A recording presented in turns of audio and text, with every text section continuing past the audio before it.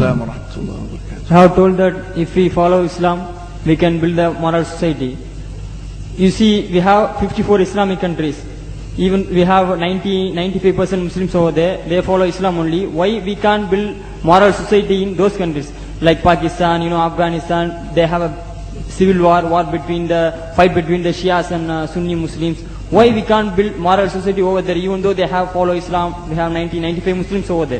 That is, you have told that if we follow Islam. No, you mean to say that Afghanistan, Pakistan, these countries are following Islam, but there's still civil wars and fighting amongst Muslims like Shia and Sunni? Why you are asking? We can't build moral society over there, even though we have 90%, 95 Muslims over there? First of all, Pakistan is not following Islam. Are you joking?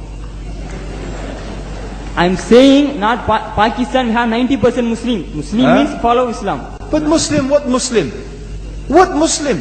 I remember 15 years ago, it's not today and I heard it's worse. 15 years ago I remember going to a wedding in Pakistan.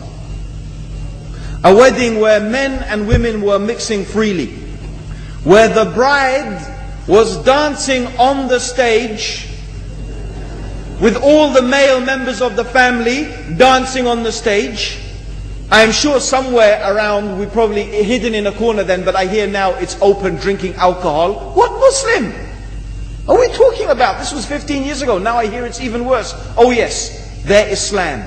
When the bride and the groom are walking to the car, they're holding the Quran over their head for blessing. That Islam? That's not Islam. What Islam is that? That's exactly the thing I'm talking about. That's why the Muslims are in such a mess. Because of this nonsense, this hypocrisy, actually they are insulting the Quran by doing that. Amongst all of this haram, they think that the Quran, holding it over their head, is going to bless them because they're holding it. What is that? Where did they get this from? So, I don't know what we're talking about. In fact, this is the problem. You see, the Muslim world itself is so far from Islam. So many you find here in India.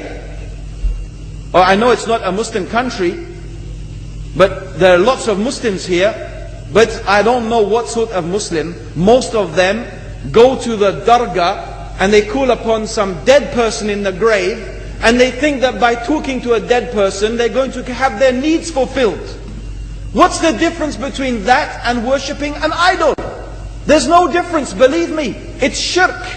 I've seen it myself with my own eyes. I'm praying in the masjid. The adhan goes. The people are praying in the masjid.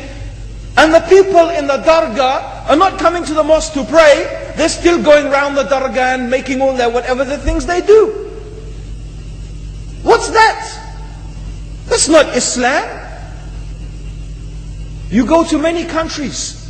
You find Pakistan, you want to see Islam in Pakistan. You know, in England, in every street corner we have a pub.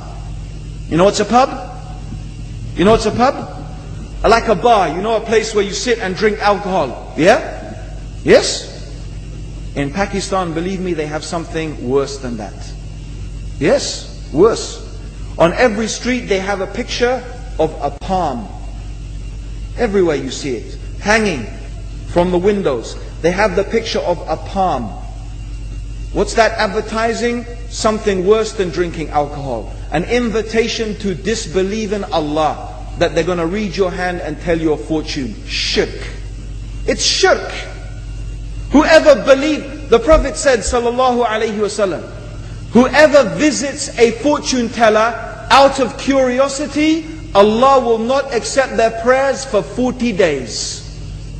Whoever believes in the fortune teller has disbelieved in Allah and His Messenger.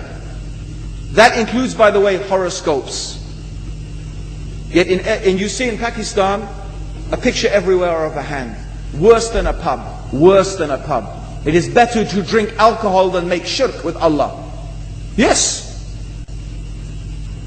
So this is the Muslim countries. You will not find one except they are not doing magic and shirk and kufr.